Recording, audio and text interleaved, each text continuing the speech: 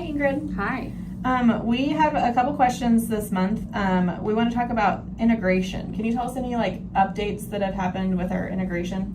Yeah, one of the biggest projects that we have coming up is Project Imagine, which goes live on January 1st of 2027. And with that, we're going to have a lot of policy integration, process integration across the East and West region. So leading up to that, over most of 26, we're going to have a lot of opportunities to look at things and decide if our processes are going to be the same across the two regions. So that may be why you've seen some changes to some initial policies, like HR policies, like the attendance policy recently changed.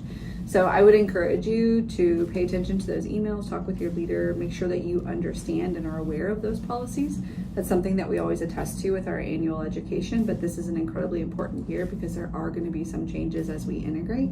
And it'll be kind of ongoing throughout this year. That's also why our annual education is going to be due early this year, September 30th, as opposed to sometime in November, to make sure that we have plenty of time to be educated on all the changes that will be happening. So it's going to be a busy year with several changes, and you will be informed. And please take the time to look at your emails and talk with your leaders about any of those changes.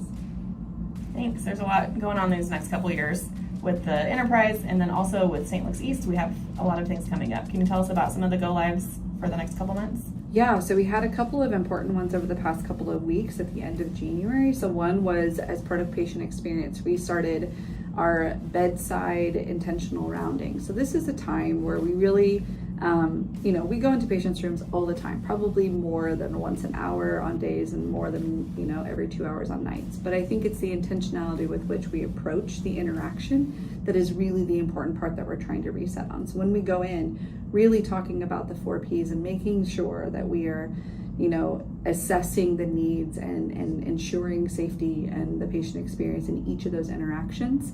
And so having that documentation tool is going to be important for us. So that's something that went live on the 20th, and we're going to continue to assess and refine. Hopefully someday it's in the EMR and not a piece of paper, but at this point, we have found that this is important in terms of patient experience and have prioritized that. We also had the discharge milestone changes. So this was a system-wide change that went live on 1/26, but it really stemmed from some feedback that came from East about how a lot of the discharge milestones were manual and weren't always value added. So that, that work group that worked with a lot of bedside staff, ensuring that each of those milestones was consolidated, that there was value added to each one, and as many as possible auto-completed, went live on the 26th, and we're hoping that helps facilitate some of that patient flow and ensures that our patients are getting out with everything they need at the end of their visits. Upcoming, we have a Focus Forward February. So that's really the initiative that's building upon that No Distraction November, where we're talking about earbuds and headphones and are really focusing on personal device use and trying to say eyes up, personal items down, to be able to focus on our patients, again, be able to hear alarms, escalate, work with each other, build that culture and offer support to each other, facilitate teamwork, because we're not being distracted by other personal devices. So be on the lookout for that Focus Forward February information. And then some farther out things. We have LPNs, as you guys know, in the MSI units on Med-Surg and on Med-Spec on day shift, and we are going to do a short-term 6-week pilot in MSU using somebody who's already on day shift and having them work on nights for a period of time to see if that's a model that we could integrate within that population. So more to come there, but if you hear about LPNs on nights, that's where that came from, and it's just a pilot at this point. And then we have some other changes that are coming that are exciting. So our CVRU nurses are becoming competent in low acuity ICU patients and diagnoses, which is fantastic because we've been overflowing some of those patients from ICU to CVRU, kind of like how we use pre-op for some of our ED holds. So it's an alternative care area.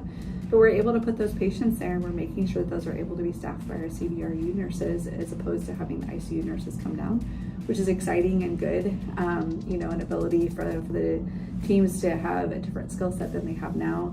And then finally, we talked about integration earlier and all the things that are changing across the system in East and across the enterprise. And there are emails coming left and right. And I will tell you that when I round the frequency with which people say like, oh, I haven't had a chance to look at my email, or oh, I haven't read that one thoroughly yet, is rather frequent. And so the idea with the unit huddles to help mitigate that is to create an opportunity for us to have a standard approach to share information, both with you all about what to expect for the shift for that day, education, countermeasures, things like that, but also to have that bi-directional feedback to say like, hey, here's what I need, or here's what I'm noticing, so that we are able to escalate and address issues more quickly. So be on the lookout for some changes related to unit huddles and a structure probably around the March timeframe. We're going to start with a few units and then expand from there, but really the intent behind it is to facilitate communication and to make sure that you all have what you need to do your shift, and that you have an ability to easily escalate any issues that you're having before that happens. So lots of things. All right. Thank you, Ingrid.